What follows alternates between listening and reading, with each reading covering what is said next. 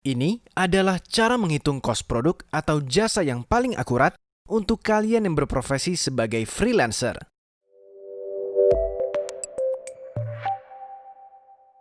Hey guys, di video sebelumnya kita sudah membahas mengenai konsep Activity Based Costing atau yang biasa disingkat ABC, yang merupakan teknik costing yang dianggap paling akurat di cost accounting.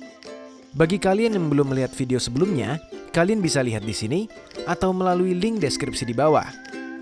Topik ABC ini menarik karena bisa diterapkan untuk semua jenis usaha.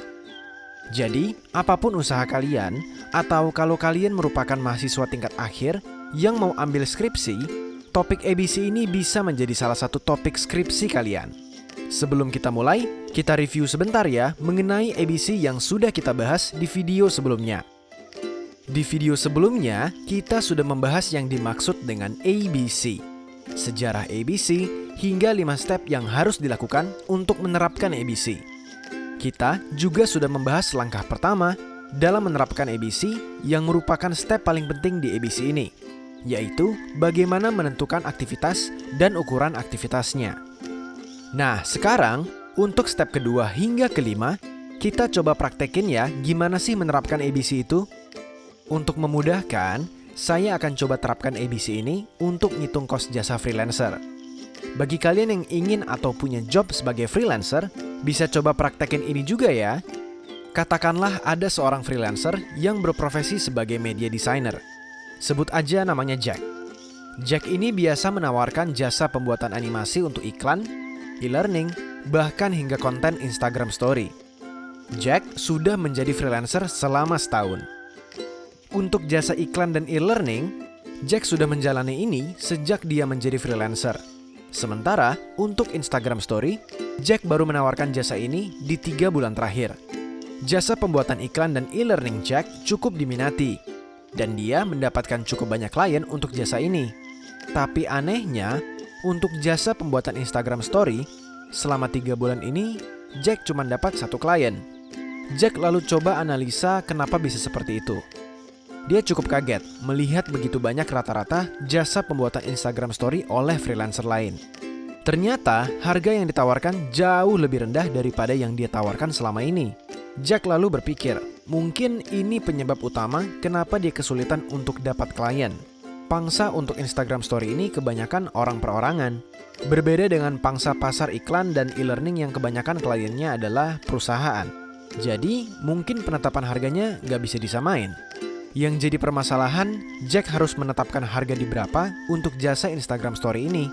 Orang lain mungkin bisa membuat Instagram Story hanya menggunakan HP. Sementara Jack, karena yang ditawarkan berupa animasi, perlu komputer spek tinggi untuk membuat sebuah animasi. Sekalipun itu hanya untuk Instagram Story.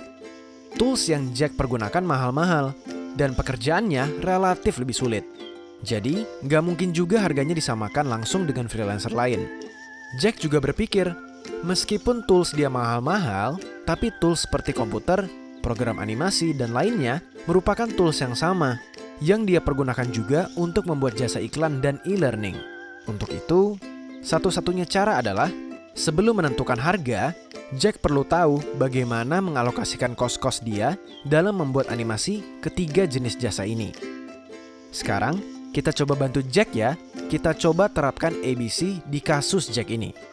Secara garis besar, dalam menjual jasa animasi ini, Jack memiliki 3 aktivitas utama. Pertama, biasanya Jack membuat konsep dan ide animasinya dulu. Biasa dia membuat draft kasar dan proposal. Lalu bolak-balik menemui klien untuk membahas konsep dan ide animasi ini. Jadi, di tahap aktivitas ini, Jack mengeluarkan biaya transport, pulsa, dan Jack menggunakan komputer dia untuk pembuatan draft animasi. Jika proposal sudah disetujui, barulah Jack mulai memproduksi animasinya. Ini adalah aktivitas kedua yang dilakukan Jack. Secara paralel, karena klien Jack kebanyakan adalah perusahaan, terutama untuk jasa iklan dan e-learning, Jack perlu membuat kontrak kerja dengan mereka. Jack hanyalah seorang media designer, sehingga dia tidak begitu mengerti cara membuat kontrak kerja. Untuk itu, dia membayar orang legal untuk mendraftkan setiap kontrak kerja yang dia buat. Inilah aktivitas ketiga dari Jack dalam membuat animasi untuk kliennya. yaitu membuat kontrak kerja dengan klien.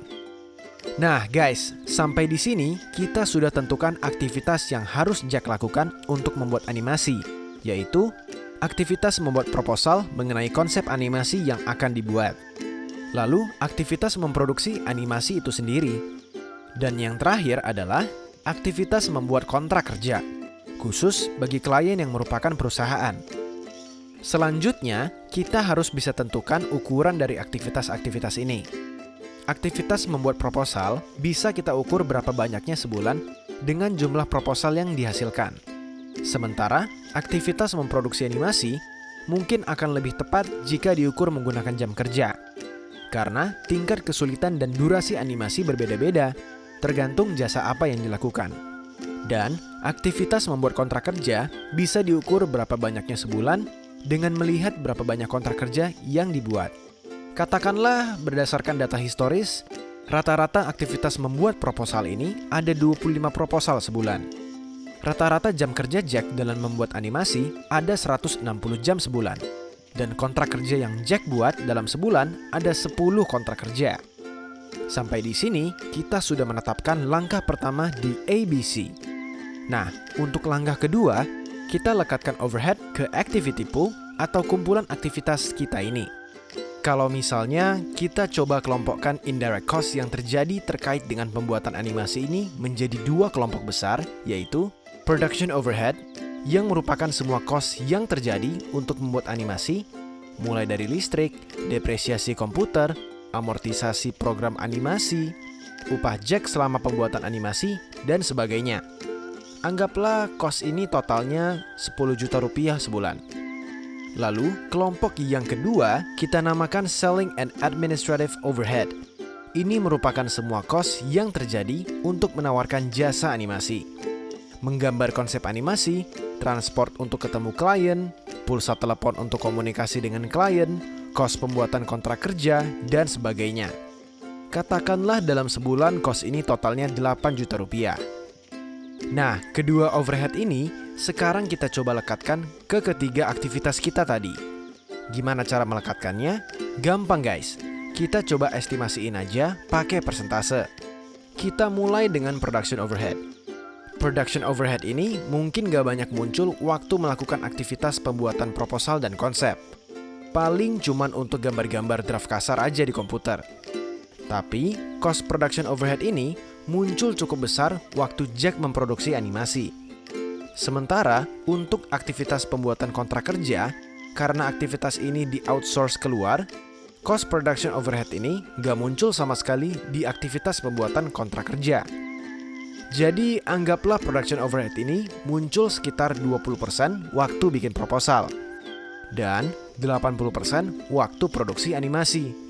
Sehingga kalau kita coba alokasikan, production overhead sebesar 10 juta rupiah ini, 20%-nya atau sebesar 2 juta rupiah, kita lekatkan ke aktivitas pembuatan proposal. Dan 80%-nya atau sebesar 8 juta rupiah, kita lekatkan ke aktivitas produksi animasi.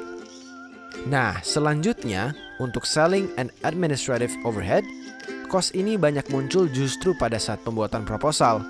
Dan karena di dalamnya ada cost outsource kontrak kerja juga, cost ini juga muncul cukup besar untuk aktivitas pembuatan kontrak kerja. Katakanlah alokasi cost-nya untuk pembuatan proposal sebesar 50%, untuk produksi 10%, dan untuk kontrak kerja sebesar 40%. Sehingga cost selling and administrative overhead sebesar 8 juta rupiah ini kita lekatkan sebesar 50%-nya atau 4 juta rupiah ke aktivitas pembuatan proposal. Lalu sebesar 10%-nya atau 800.000 rupiah ke aktivitas produksi animasi. Dan sebesar 40%-nya atau 3,2 juta rupiah ke aktivitas pembuatan kontrak kerja.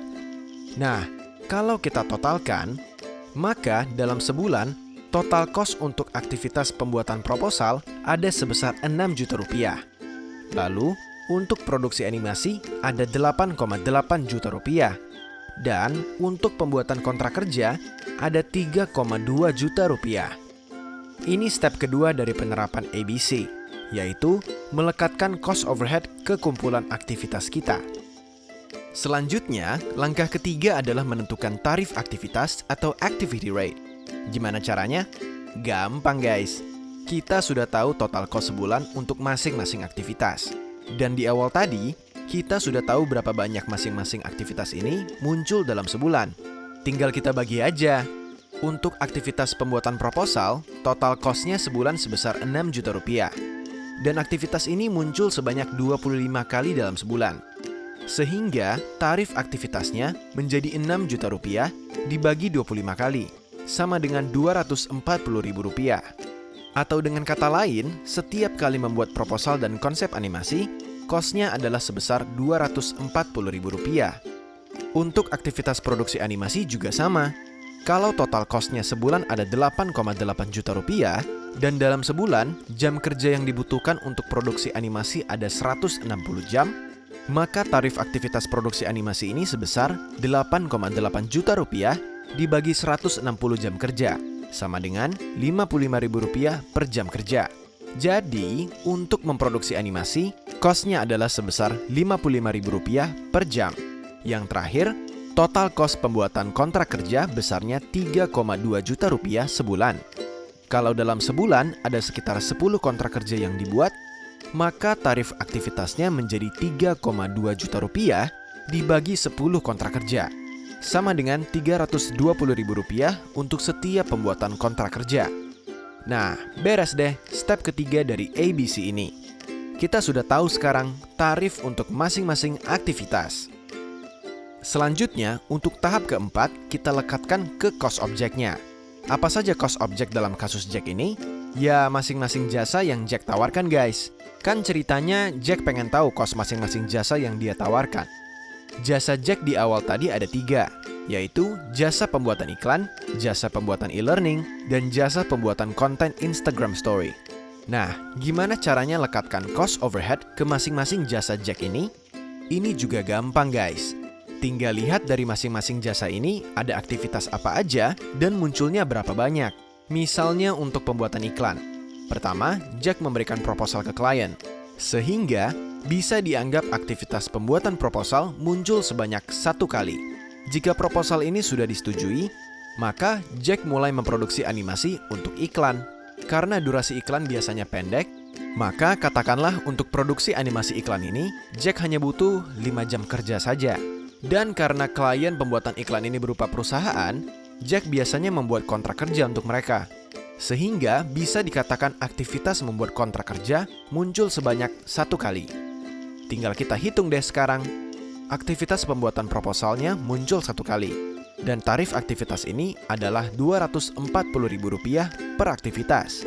Sehingga cost-nya 1 dikali Rp240.000 sama dengan Rp240.000. Yang kedua, aktivitas produksi animasi. Untuk iklan butuh 5 jam kerja. Tarif aktivitas produksi animasi ini adalah sebesar Rp55.000 per jam kerja. Sehingga cost-nya 5 dikali Rp55.000 sama dengan Rp275.000.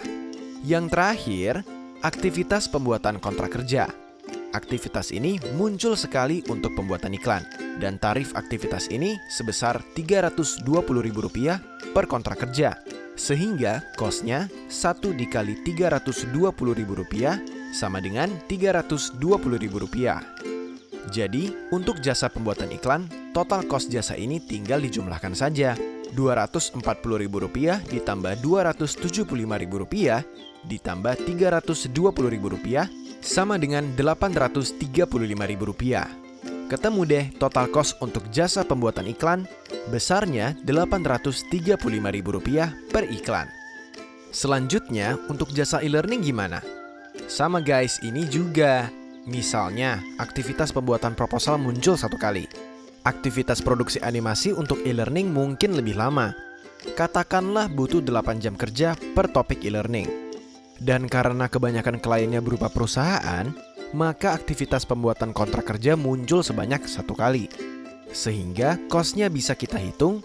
Untuk pembuatan proposal, cost-nya 1 dikali Rp240.000 sama dengan Rp240.000. Lalu, untuk produksi animasi, cost-nya 8 dikali Rp55.000 sama dengan Rp440.000.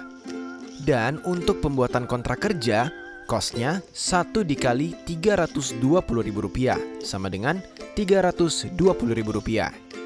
Kalau ditotalkan, cost-nya menjadi Rp1 juta. Jadi, setiap kali membuat topik e-learning, cost jasanya adalah sebesar Rp1 juta. Nah, sekarang kita coba hitung untuk jasa pembuatan Instagram Story. Untuk setiap order jasa Instagram Story, Jack tetap harus memberikan konsep animasinya ke klien. Sehingga aktivitas pembuatan proposal dan konsep dianggap muncul satu kali. Untuk produksinya, Instagram Story ini simple dan durasinya pendek. Katakanlah Jack hanya butuh 2 jam kerja untuk produksi Instagram Story ini. Dan karena kebanyakan klien Instagram Story ini bukan perusahaan, hanya orang perorangan, Jack tidak memerlukan kontrak kerja. Biasanya mereka langsung bayar di muka aja. Jadi tidak ada aktivitas pembuatan kontrak kerja.